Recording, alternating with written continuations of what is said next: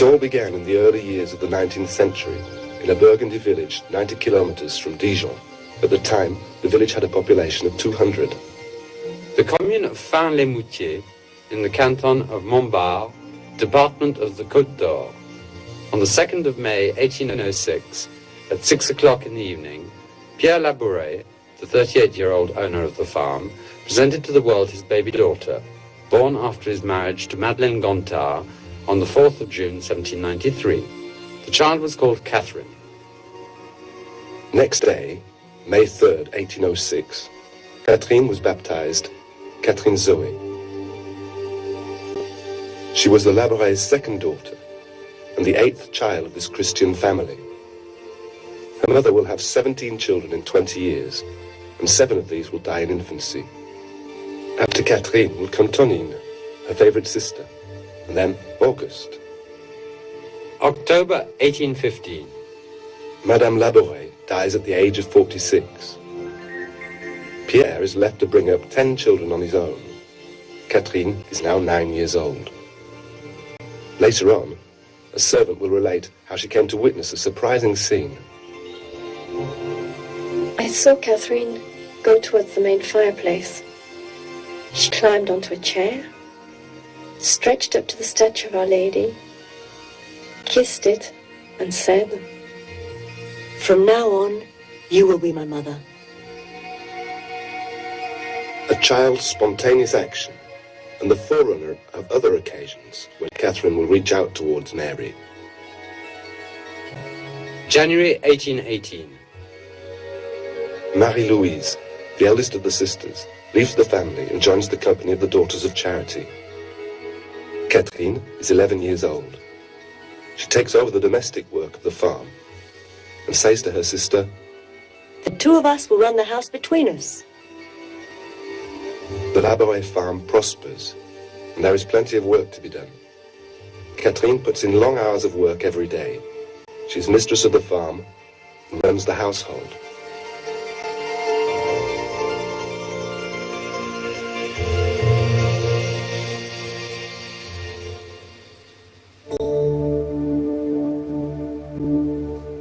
There is no priest at Fin.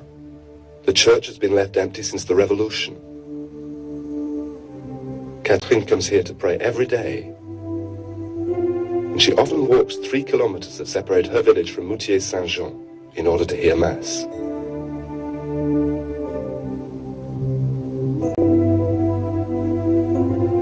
This is the altar where Catherine often received Holy Communion.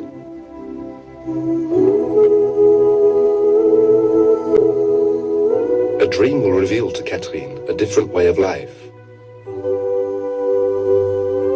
She sees herself in a church at Fin.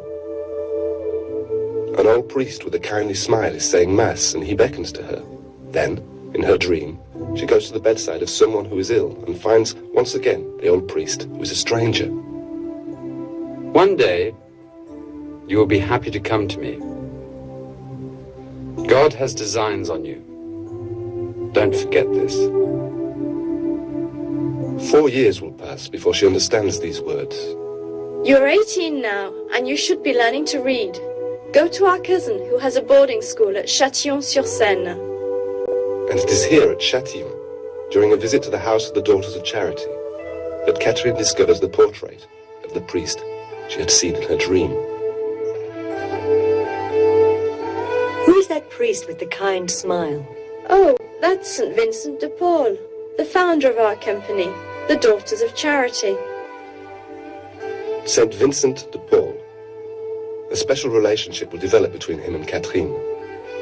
The lonely mistress of the Burgundy farm in the 19th century is going to discover close links with a humble 17th century shepherd from the Landes, who became the greatest saint of his time, the apostle of active charity, who worked to relieve every sort of misery: prisoners, abandoned children, the sick and the aged.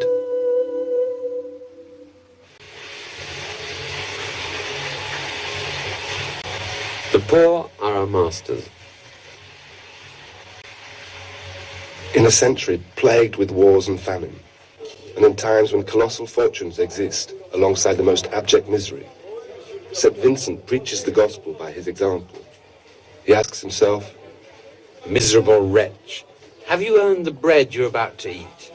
This bread that comes to you through the labors of the poor? Action in the face of all forms of misery, making the gospel effective. This is the message for every age. Man of faith and man of action. Monsieur Vincent founds the Confraternities charity, the priests of the mission, who will be later known as the Vincentians, and together with Louise de Marillac, he will found the Daughters of Charity, women consecrated to God for the service of the poor.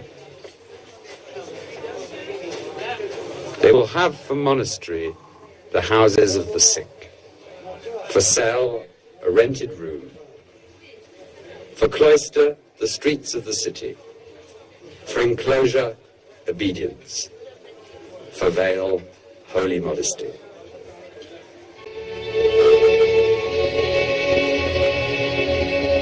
Today, there are about 27,000 Daughters of Charity throughout the world.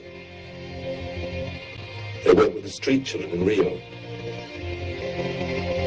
with abandoned children in Madagascar, with the homeless in Paris, with women whose husbands have deserted them, with immigrants, the hungry, the excluded, and victims of every kind of oppression and injustice.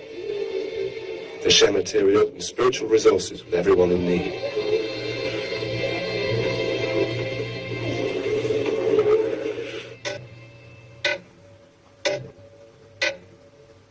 I want to be a daughter of charity. Out of the question. I've already given your sister Marie-Louise to God. Your brother in Paris has just lost his wife, so you can go and help him run his restaurant. You might even find a good husband among his clients. Catherine is 22. The peasant girl who speaks with a Burgundian accent discovers what Paris is like. She comes into contact with the world of exploited workers and the drifters of society. Her encounter with this misery strengthens her resolve. I want to be a daughter of charity. Pierre Laboure will eventually give his consent, and his daughter, Catherine, will become a daughter of charity. She will live her vocation to the full by giving herself totally to God in the service of the poor. Her whole life will be a blossoming of the virtues that constitute the spirit of Saint Vincent.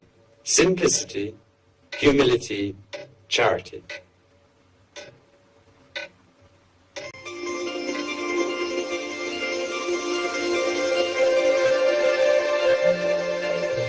Catherine leaves the beautiful countryside of her beloved Burgundy forever.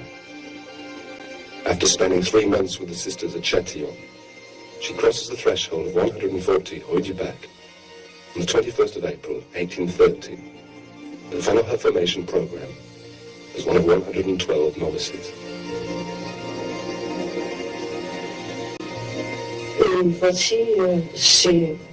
This is Catherine's signature, written when she entered the company in 1830. Catherine will stay at Rue du Bac for 10 months, and it is here that she will have the most extraordinary experience. Preserved in the archives of Rue du Bac is the written account of the events we will be unfolding. The account which, much later on, Catherine will write down on 3 different occasions, in 1841, 1856, and 1876. These extraordinary happenings will be depicted in countless statues, pictures, and stained glass windows.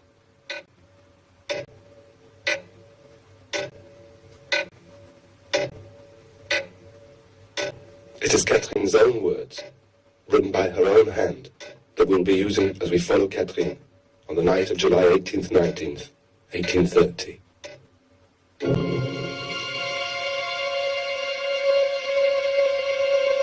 At 11:30 at night, I heard someone calling me. Sister! Sister! Pulling back the curtain, I saw a child of about 4 or 5 years of age, dressed in white. Get up quickly and come to the chapel. The Blessed Virgin is waiting for you. But they'll hear me. Don't worry. Everyone is asleep. I followed the child. Everywhere we went, we found the lights on. God wakes us from our dreams. He shows us paths of light, but maybe we do not recognize his call. When I entered the chapel, I could see nothing of the Blessed Virgin. The child led me to the priest's chair. I knelt down, but the child remained standing. I found the time passing slowly.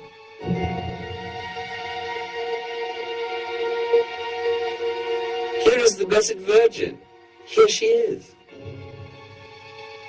I heard a sound, like the rustle of a silk dress. Here is the Blessed Virgin. I couldn't see her. Then the child spoke to me in a louder voice, and this time he sounded more like a man. Here is the Blessed Virgin. It was then that I recognized her. We have to see with the heart. Move away from the familiar. Break out of our selfishness. Venture beyond our certainties. We have to see with the heart. With one leap, I was at her side. I knelt down, and my hands were resting on her knees. I stayed there some time, the sweetest moments of my life. I cannot describe what I experienced. She told me how I was to act towards my director, in my trials, and some other things which I am not to disclose. This meeting and sharing takes place in an atmosphere of total trust, freedom, and love. God wishes to confide to you a mission. You will have much to suffer. You will be contradicted, but you will be given grace. Do not fear. Tell everything in trust and in simplicity to the one who is appointed to guide you. Have confidence. Everyone is given a mission, and nothing is accomplished without difficulty. What is my mission? There will be bad times coming, and catastrophes will rain down over France. The cross will be held in contempt. The streets will be running with blood.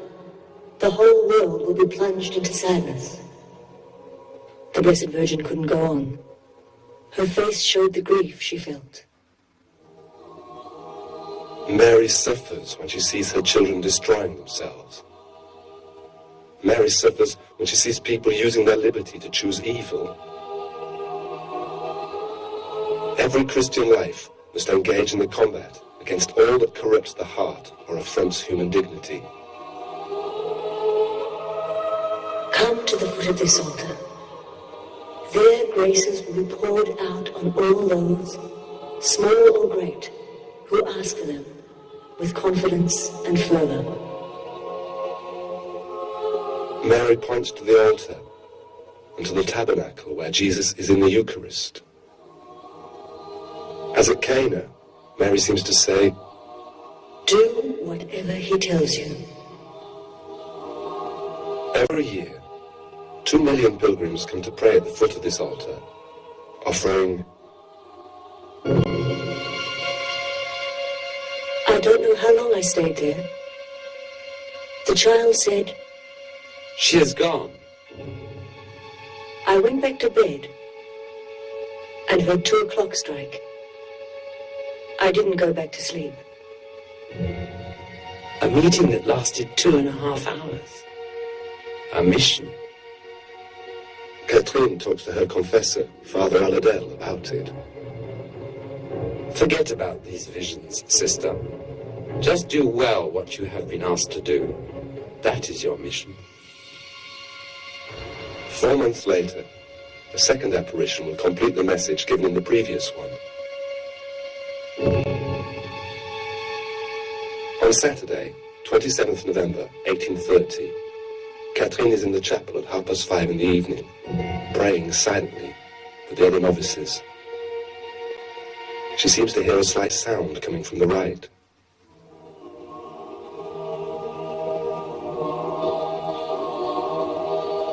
The Blessed Virgin was standing there, dressed in white. Her face was so beautiful I couldn't possibly describe it. She was wearing a silk dress that was as white as the dawn.